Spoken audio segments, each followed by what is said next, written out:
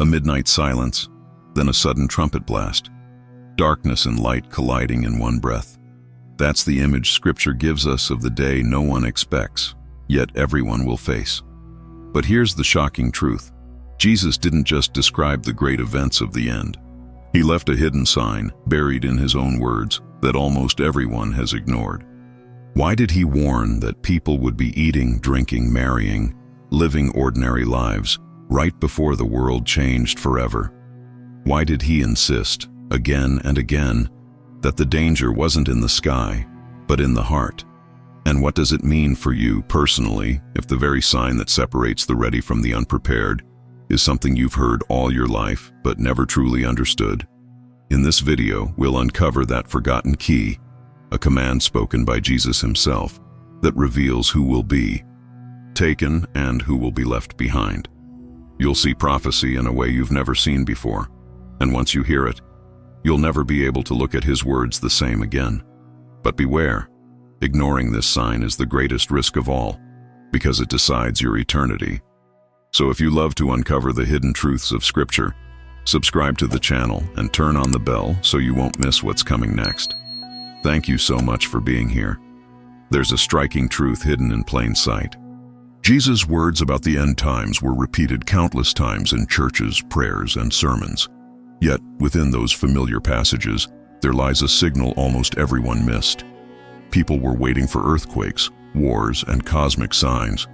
But Jesus pointed to something far quieter, words that slipped through the ears of generations without settling into their hearts. This is the tension. Could it be that the most obvious prophecy was overlooked because it was too simple? The Scriptures tell us in Matthew 24:42, "Watch therefore, for ye know not what hour your Lord doth come." Text. This wasn't a vague suggestion, it was a command. But here's the paradox. Everyone heard it, few understood it. Interpretation. They thought watching was about scanning the horizon for disasters. But what if Jesus was speaking about an inner vigilance, a spiritual posture, not just external observation? The very simplicity of his words made them easy to ignore, and yet they may be the most critical of all. Think about it. When someone hides a treasure, they don't put it in a dark cave guarded by dragons. They hide it in a place so ordinary that most people walk past it. Jesus did the same with prophecy. He embedded the rapture's hidden sign in a short command: watch and pray. Everyone heard it. Few realized its weight. It's like reading the same page of a book for years and only now noticing a single line that changes the entire meaning of the story. If we bring this closer to real life, it's like receiving instructions for medicine. The bottle says, "Take daily." But if you only keep the medicine on the shelf and never take it, you still heard the instructions but didn't truly apply them. In the same way, hearing the words of Jesus without understanding their prophetic urgency leaves a believer exposed. The command wasn't for information, it was for preparation. And preparation is the difference between safety and being caught off guard. Here's where it gets personal. How many times have we heard biblical prophecy, nodded in agreement, and moved on with our day? The hidden sign in Jesus' words challenges us not to live distracted, not to treat his commands as background noise. The watchers are those who understand that every choice, every prayer, every moment is part of staying ready. The sleepers are those who think tomorrow will look like today forever, but tomorrow might come with a trumpet. And this raises a piercing question. If almost everyone has overlooked the real sign, what does it mean for us today? Could it be that the true test isn't about spotting events in the sky, but about living with eyes open when the world closes theirs? This opens the door to a deeper tension we must face, a world spiritually blind while the most urgent warning is right before them. One of the most chilling aspects of biblical prophecy is that the end won't come to a world fully aware. It will come to a world distracted. Jesus himself compared the last days to the days of Noah. Matthew 24:38-39 says, "For as in the days that were before the flood, they were eating and drinking, marrying and giving in marriage, until the day that Noah entered into the ark, and knew not until the flood came, and took them all away. So shall also the coming of the Son of Man be." Text. The problem isn't that life will stop, it's that it will feel so normal, people won't see judgment coming. Interpretation. Spiritual blindness is not about the absence of information, but the inability, or refusal, to perceive what's already in front of us. The Bible is filled with prophecy, yet the majority live as if it were irrelevant. They are like travelers staring at their phones while a storm gathers on the horizon. The signs are there, the warnings are loud, but their hearts are dulled by routine. The danger of these last days isn't only persecution or calamity, it's indifference. Picture this. A doctor warns a patient of a heart condition and prescribes daily exercise, but the patient ignores it because he feels fine. That false sense of security mirrors what Jesus described. People believe tomorrow will be like today, that the world will keep turning as always, but prophecy tells us otherwise. The trumpet will sound in a moment when everything seems ordinary. Spiritual blindness is the calm before the sudden storm. And let's be honest, haven't we all seen this play out in everyday life? People invest endless hours in entertainment, trends, and possessions, yet neglect eternal matters. It's not that they don't know Scripture exists, it's that they've trained themselves not to look too closely, because seeing requires responsibility, and responsibility requires change. That's why blindness feels easier, but it's deadly. The prophets of the Old Testament often cried out against this same blindness. Jeremiah spoke of people who had eyes but see not, ears but hear not. The issue wasn't the lack of senses, it was the lack of willingness. Jesus carried that same lament into his teaching, warning of those who would hear his words but fail to understand. The tragedy is that blindness is not forced. It's chosen, piece by piece, by ignoring the truth in plain sight. So the question presses on us. If the last days are defined by blindness, how do we know we're not part of that crowd? How do we guard against the subtle sleep that overtakes entire generations? The answer lies in uncovering what Jesus really meant when he gave that hidden command. A key that separates those who merely hear from those who truly watch. When Jesus said, "Watch and pray, that ye enter not into temptation." Matthew 26:41. Text. He wasn't just speaking to his disciples in Gethsemane. He was planting a prophetic seed that extends to every believer living in the shadow of the last days. Interpretation. The hidden key in those words is not about gazing at the sky for signs, but about the inner condition of the heart.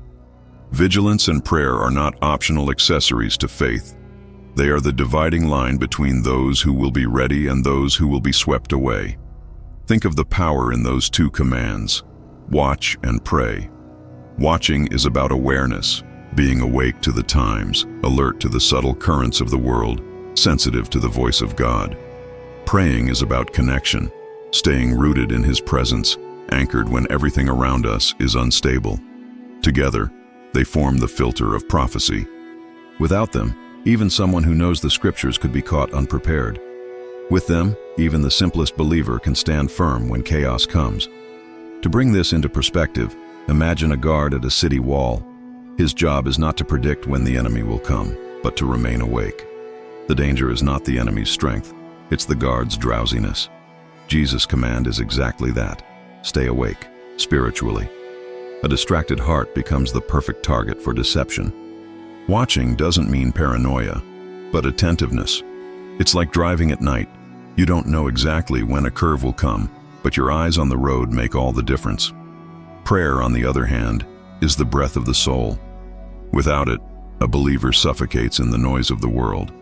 Many think of prayer only as a ritual or a request list, but in prophecy it's lifeline communication. It shapes discernment, strengthens courage, and keeps hope alive. Someone may read the same verse as you, but without prayer, it remains words on a page.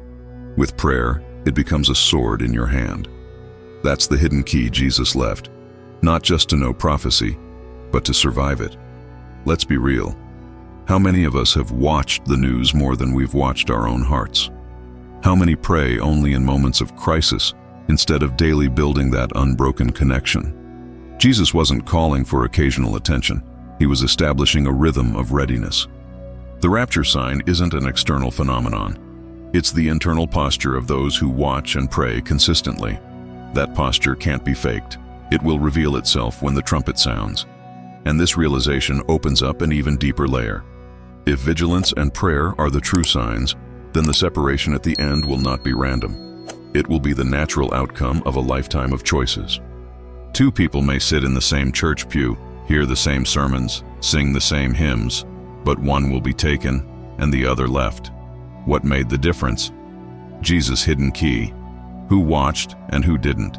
Jesus painted one of the most sobering pictures of the end when he said in Matthew 24:40-41, "Then shall two be in the field, the one shall be taken and the other left.